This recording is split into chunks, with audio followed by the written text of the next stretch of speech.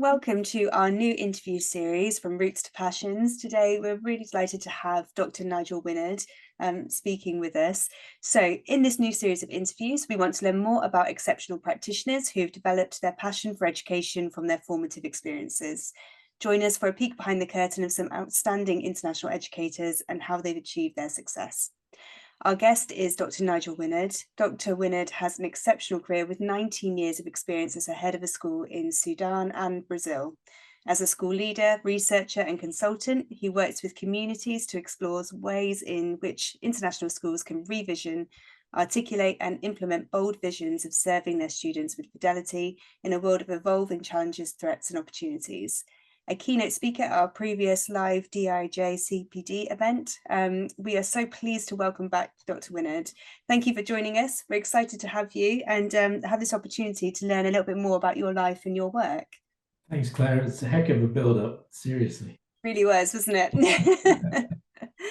Okay, well, we're going to jump straight in. So to learn a little bit more about your life as a child and your life in kind of growing up in school. So you grew up in Bolton in the northwest of the UK and attended the local comprehensive. Could you give us some insight into what school life was like for you?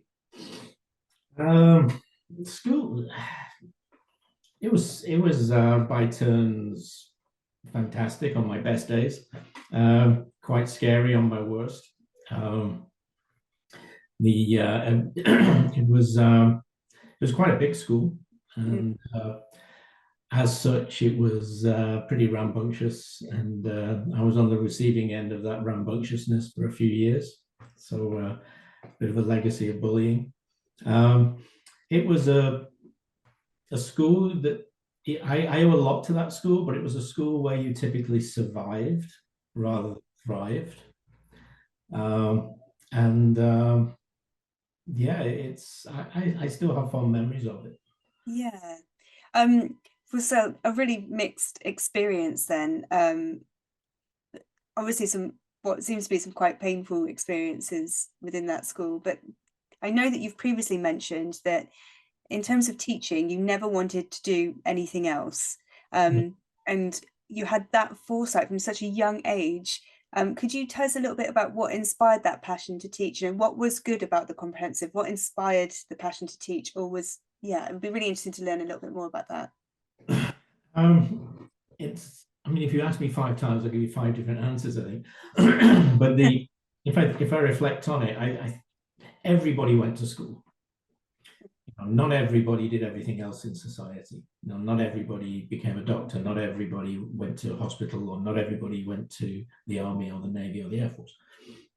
Everybody went to school, and so you were at the center of things. I always saw school as being at the center of life. And as a young kid, I loved teaching. I used to throw discus and hammer, and I loved teaching younger kids that from like 11, 12 years old. And I had a pretty charismatic head of school, or headmaster as he was called, Mr. Rudd, who I just thought was this awesome figure. And he got to play with all these toys. He got to run this huge institution, this school. And I just felt that it was a kind of very attractively complicated thing to be doing, running a school. And I fell in love with teaching, and English in particular. I had some pretty good English teachers. And I think I think it was my English teacher, Mr. Sharrett in particular, who was larger than life in every possible way, who I saw as a sign of what was possible when you could inspire young people. And so that's an abiding memory of it. Yeah. It's incredible how many times you kind of ask that question, and educators will think back to the teacher that really inspired them. There's usually, if not a teacher, a lesson, a theme like that's going on. It's that this kind of inspiration, and really interesting as well that it's your English teacher that was kind of really inspired you, kind of opened up that world of literacy for you, would you say? Well, kind of. I mean, I'd grown up reading. I mean, mine wasn't a very bookish household at all. My dad actually didn't learn to read till he was 18 because he needed a job, and he could get a job driving trucks if he could get a driving license. So he had to learn to read to get a driving license. But then he got a job working on the buses, which is where he spent his life. And he would occasionally bring me home paperbacks from the market behind the bus station. And because I used to get buses to school, often 2 buses, so I would sit and read from the age of 7, 8 years old. So when I got to secondary school, I was already an avid reader, which made me also a bit of a target. Boys who read was a kind of a sign for the bullies that there was a victim around. So between reading on the bus and the public library in Bolton, which were my 2 happy places, I kind of developed this love of reading. But it was Mr. Sharrett who kind of added a performative nature to it. And I thought the fact was that it was okay for a huge, very outgoing, very kind of strong, charismatic man to love stories and love reading. And I thought, oh, that's okay then. I can do that. So that's he kind of fanned the flames that were there. Yeah. So you were then inspired into teaching of this idea that you always wanted to teach, but then international teaching, you were inspired by a family member into international teaching. What was that journey like for you? Yeah, that was my cousin Anne. I'm from 2 very large families, of both my mother's and my father's side. There's like countless cousins, some 60 odd cousins and whatnot. But I'm first generation university. So was my cousin Anne and her brother Stephen. I think there were 3, maybe 4 out of 60 odd cousins who went to university. And she became a teacher, and before long she was jetting around, and she went off to Kuwait. And she was teaching Kuwait, and unfortunately, it was at the same time that Saddam Hussein decided to visit Kuwait as well. And so she had to escape in a convoy of Toyota Land Cruisers during the first Gulf War. And when she got back, she said, oh, you've got to go and teach overseas. Now, I didn't think she was selling it particularly well. I mean, go overseas and get invaded. But she was just passionate, and as soon as she could, she went back, and she went back to Dubai. And I think she was deputy head of JES, Jumeirah English Speaking School, for over 10 years. And so she kind of just, and I was teaching in Blackburn at the time. I was teaching at a very old HMC private school, Queen Elizabeth's Grammar School, Blackburn, which was founded by the first Queen Elizabeth. So about as far as you could get from kind of the avant-garde cutting edge of modernity.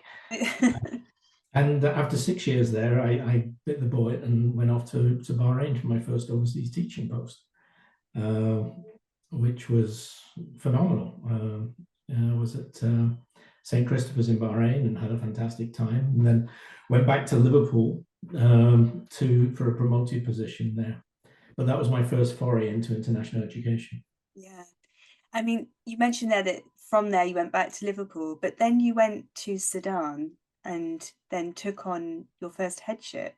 Well, slightly before that, went to the Philippines first, and then to Sao Paulo, where I was a director of studies there and at St. Paul's, another HMC school. So I kind of didn't go from teacher to head. I had some intermediate steps. And it was whilst I did 3 years at St. Paul's, which was a fantastic grounding in all sorts of things that I would then draw upon, and I still continue to draw upon in my leadership. But I just wanted to kind of test whether or not I'd be taken seriously as a head of school when I was at St. Paul's in Sao Paulo. So I thought I'll just send off my CV and a letter, and if they take up references, then at least I might be competitive. So there was this advert for this new school campus that they wanted to build in Khartoum, Sudan. So I fired off an application, and they took up references. And the next thing is I'm flying out to Khartoum for an interview. I remember my head at the time at St. Paul saying to me, look, my only piece of advice is this: don't be seduced by the big chair. And he was very wise, because it is very seductive. But when you're in that big chair, the last thing that you notice is that you're in a big chair. All you're aware of is that you're in a huge organization that's often looking at you for decisions and direction. Yeah. I flew out to Sudan. It was under military curfew at the time. Long story short, myself and my wife, we signed on for a 3-year contract and left 12 years later. Wow. Incredible. And I mean, those 12 years, what was it like setting up that school? It was a roller coaster. I kind of see it as chapters, almost more like short stories in a book, because they seem somewhat disconnected. There was like the initial setup phase. So I arrived, there's no school, there's just a big hole in the ground in the desert with lots of metal sticking out of it, because we were still building the campus. And then a small village primary school, so to speak, called Hayal Matar, which had been around for a while, which was kind of alive and kicking and doing well. And we had to get in. Unfortunately, we had to get into the new campus, but unfortunately, a senior political figure, John Garang, who was in many ways seen as the future of Sudan, his helicopter fell out of the sky. Who knew?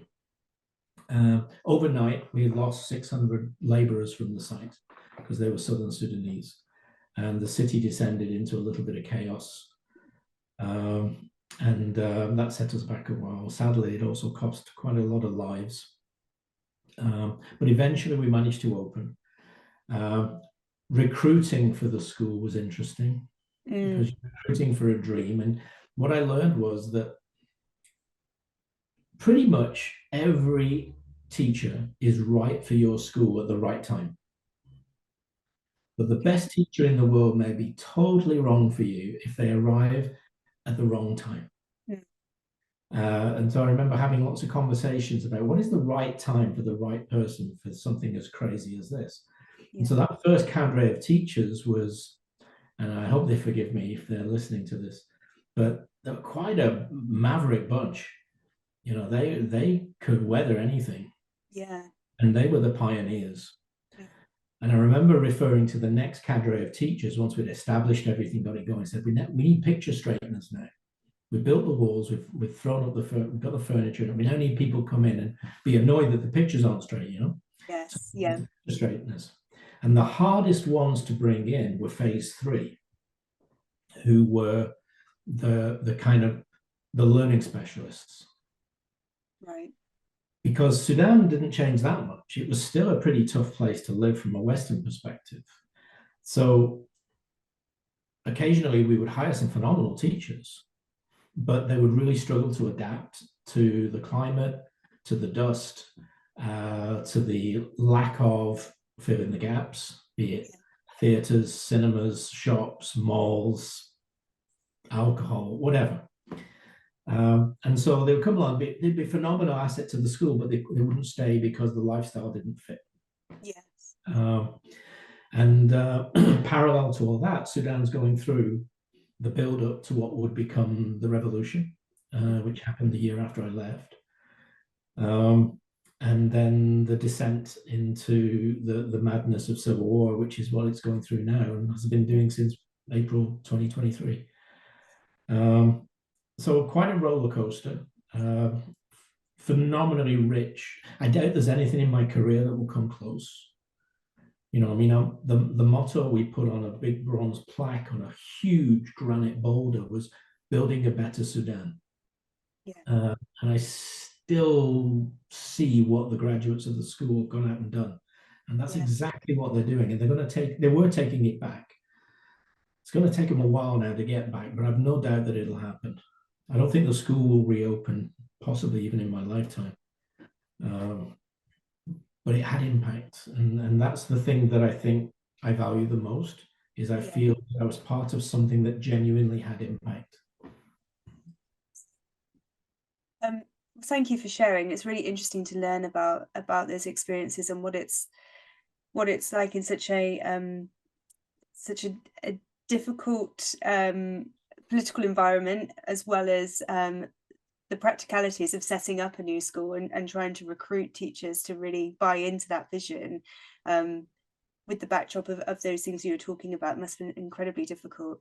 But from there, then you also became the head of the school in Rio, and something I wanted to ask you about was, we've previously talked about your personal kind of values and beliefs, and I know that DEIJ is kind of a real kind of thread throughout your whole journey. It's been something that from start to finish, that's something that's really important to you. Could you give us a little bit of insight into why this has been such a fundamental part of your leadership and who you are? I think I've always seen schools as kind of engines of social change. You know, I was asked once, I was on a plane, I forget, I was flying back, I was to South Africa, I was going from Addis to South Africa. And I was very fortunate, I got upgraded, I was very happy. And there was a very, very loud guy who was chatting to everybody. And he just leans over to me and says, "Hey man, what do you do? What do you do?" And it's like, well, for a start, I wish I wasn't sitting here, but what do I do? I said, I'm the head of school in Sudan. No, I said, yeah. I said, I'm in the same business as you. And I thought, I know a lot of people. I don't recognize this guy. I said, what do you mean? He says, well, I'm a venture capitalist. I said, no, I'm a head of school. He said, yeah, we're both in the same business. We're both in the futures business. And I thought, that's pretty cool. And we got chatting, and he was actually heading off to a social entrepreneurship project that he was wanting to sponsor in Johannesburg. Full circle came round, and I ended up in Los Angeles a few years later, and I was doing my doctorate working with Professor Adlai Vertman, who's a professor of social entrepreneurship in the Marshall School of Business at USC. And I remember thinking back about this guy. But the kind of the reasons for me that I see DEIJ, I prefer talking about inclusion, and belonging really, is that it's a bit like being anti-racist.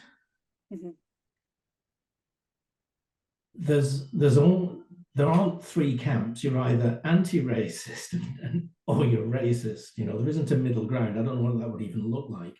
Well, it's a little bit the same with schools and inclusion. If you balk at inclusion, then you're admitting the possibility of a school that is not inclusive. Yes.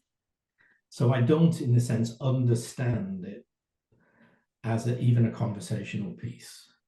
I think what it's pointed out, particularly since the kind of the acceleration of work after George Floyd and after, you know, with Black Lives Matter, and then the spread of that out of the States, I think what it's done is it's highlighted overtly issues of social justice that schools were kind of glossing over. And when I look back at, you know, when I worked in the Philippines with the outreach work that the school did, when I look at everything we did in Sudan, which was interwoven with the idea of we are definitely an engine of social change, and that we had to live that day by day and show kids that every adult who works with you is the same. Yeah.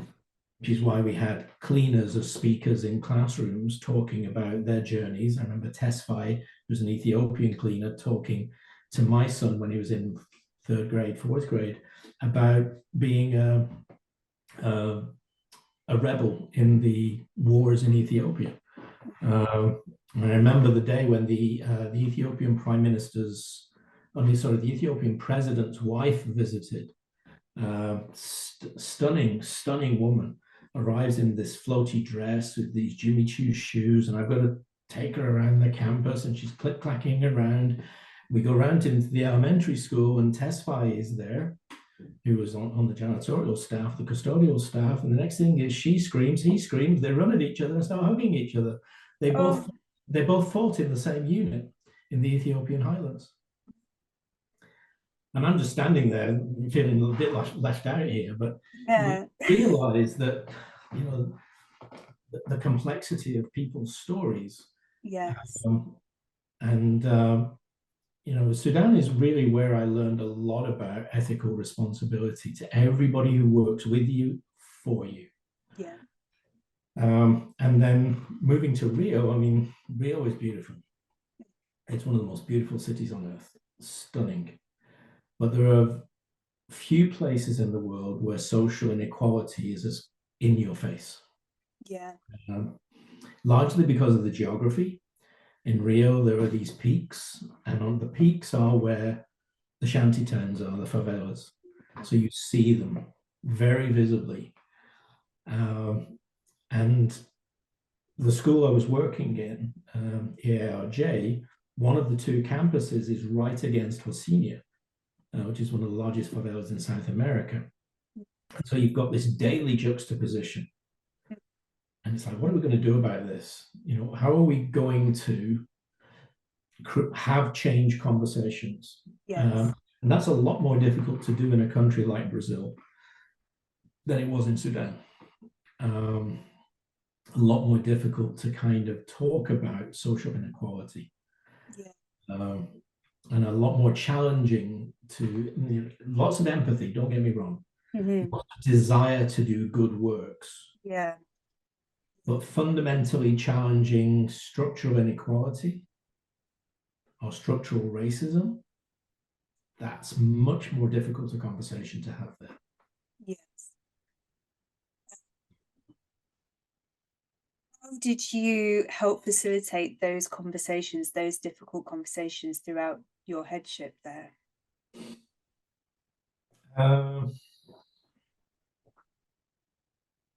Slowly and steadily. You're judged by, as a head, you're judged by everything. You're judged on what you say, what you write, how you react, how you don't react, what you wear, where you go, where you don't go, who you visit, who you didn't visit, pretty much everything, and particularly in the days of WhatsApp. And you therefore have to be very open with your own values, what you celebrate, what you acknowledge.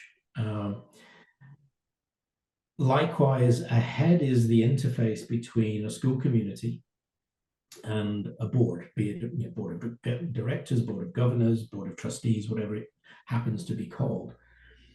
And one of the things that I believe, and at the outset and still believe, is that if you don't have the board on board with DEI and the core values of DEI and inclusion and belonging, then you run the risk of initiatives failing, lack of sustainability. At a worst case scenario, you run the risk of people who are already more vulnerable running the risk of increased harm. And so I spent literally 2 years writing to my board. I used to write a memo to them every week, writing to them with articles about what was going on post George Floyd, what was other schools, why this work was important, how it touched in these different areas. It wasn't just about the inclusion of students of color or students who were LGBTQIA+. It was about HR practices. It was about a wider tapestry of issues. And then parallel to that, there was an elective group of educators who we did a couple of courses together, we did some reading together, and then I asked them, would they be prepared to do a presentation to the board, which the board agreed to, and they presented. Yeah. And what followed was a board level inclusion and belonging statement. So now what we've got is on paper that the board has got your back. The work can now happen. But it was still challenging. But the consultant and, dare I say, friend Derek Gay talks about how a head doesn't stand behind the work. A head has to stand in front of the work. And that's a very vulnerable place to be. But if your board has got your back, you should be okay. Mhm. Although, you're only as good as your next board meeting. Yes. But I think that's so important, that it was that I was involved myself. I didn't just mandate it, create opportunities, put up a schedule of PD. I was involved. Yeah. And it was a relatively easy thing for me to be involved. In fact, I had to do some training to understand why everybody wasn't involved. Yeah. It just struck me as blindingly obvious, that who would want any kid to feel excluded? Who would want any colleague to feel excluded? And yet they are. So why is that happening, and what can be done about it? So I think that was my involvement with those two prongs, working with the board and then creating spaces for educators to explore work safely. Yeah. But it's difficult work because you can only go as quickly as your community can move. Yeah. And in some countries, some of which are very polarized, like the United States or Brazil, then you've got to avoid conflict as much as you can, except in one area. There's one area where conflict be damned, and that is if you've got an area of egregious harm, if you've got a kid who is not safe, you can't wait for everybody to feel comfortable about that. You've got to get involved. So that was that was hard work, and you never go fast enough for some, and you're always going too fast for others. Yes, I mean, what a fantastic way to kind of summarize that. I think that really speaks to the crux of it, is that you really are trying to move things along, but it can feel slow, but you have to move at the right pace, but to continuously get up each day and keep doing it, keep sending those messages to the board, keep sending in that research, and eventually getting those meetings and making that happen. It's really inspirational. Thank you for sharing. So I know that when we were talking about this interview previously, and we were talking about all of these experiences that you had and a lot of successes that you had, you were the one who said to me, but what about my challenges? And so I said, we should let's talk about some of the challenges, because I know that often a lot of the greater learning comes from the challenges, comes from sometimes the mistakes. So with that in mind, what lessons have you learned over your time as an educator, as a senior leader? Are you sure we had that conversation? I don't remember. We did have that conversation. I mean, when I look back to my first headship, I was 38 years old. I'm horrified by some of the kind of the ways I led. And I went through a period of justification that, can't make an omelette without breaking eggs. We were trying to open a school in one of the toughest environments in the world. So it's go hard, go fast, The bit that I forgot was go hard, go fast, go together. And that's one of the learnings that I picked up pretty quickly, is that, you've got to get everybody over the line in good shape. And ideally, you want a situation where everybody gets each other over the line in good shape. You're just one of them. And I think that's been the biggest shift in my leadership, is from being a kind of a driven force setting direction to somebody who now I think on my better days can build coalitions of support and kind of generate consensus ideas that make sense to move things forward. So I think one of the biggest mistakes I made was thinking that I had to do the work, when really, there's a lot of great people in your organization and who are capable of doing the work.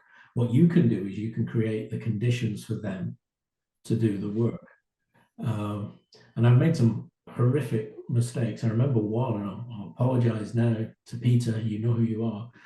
And it was a ostensibly very small project. It was design a PYP report card.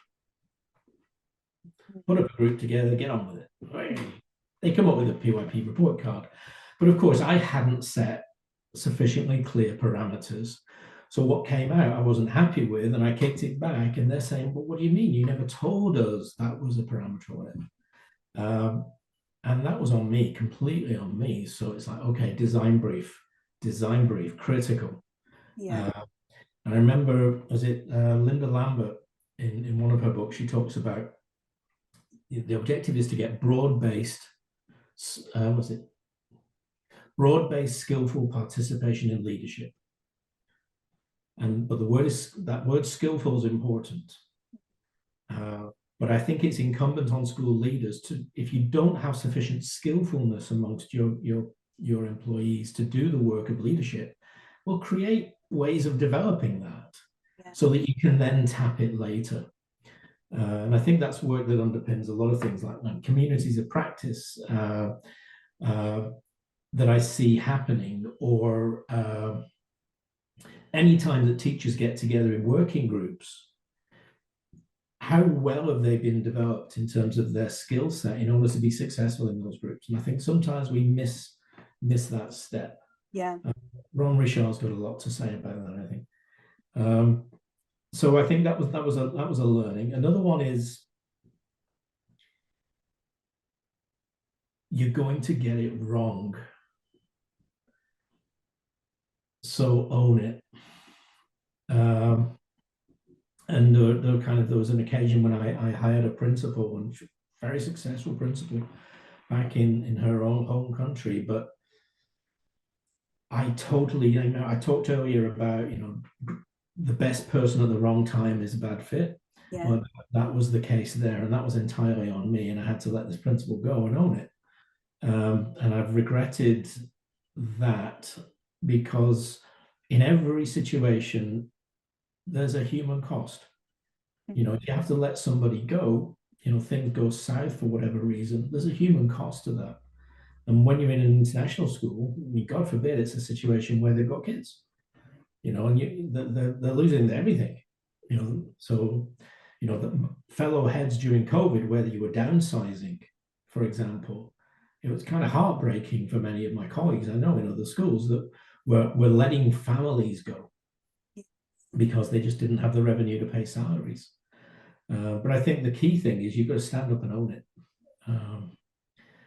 Even when owning it is a circumstantial thing, and you didn't try and do something wrong, it just went wrong, you've still got to stand up and own it.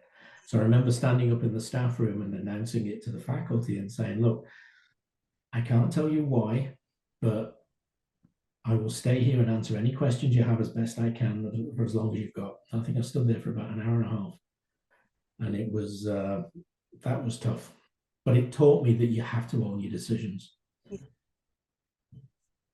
Thank you for sharing that with us. It's, it's never easy to kind of to bring up some of those mistakes and challenges, but they're often the ones that kind of come back and really move us forward and really help us kind of consider what we're going to take forward and learn those lessons from them. So it's really interesting to learn about those experiences that you've had. Thank you so much for your time today and being so open and really kind of going there, giving us all of those examples. So I really appreciate your time. You can learn more about Dr. Nigel Winnard underneath this article, as well as a couple of links to charities based in Sudan. And actually, maybe you would like to just talk a little bit about these and the impact that they're having. Sure. There's one organization, it's a local organization that's still active on the ground in Sudan. It's a Sudan-based community group run by Sudanese youth called Hadreen. And they set up a kind of an action group called You Are Not Alone since the war broke out in April 2023. One of them, they do 4 things, but the main thing that they do is they're basically trying to keep central kitchens going in neighborhoods of Khartoum state, because the infrastructure means now that getting food distributed and everything is almost impossible. So that's fantastic. And I think Claire's going to put the link down at the bottom somewhere. Please, if you can give, please give. The other one, probably you will have all heard of the World Food Programme. They also have a disaster relief program running. Basically, you're looking at over 25 million Sudanese facing hunger. That's in addition to or including the 10.7 million displaced Sudanese because of the conflict. So again, if the link's there, if you can give whatever you can, it's going to people badly in need in a conflict that sadly the West tends to forget a little too frequently.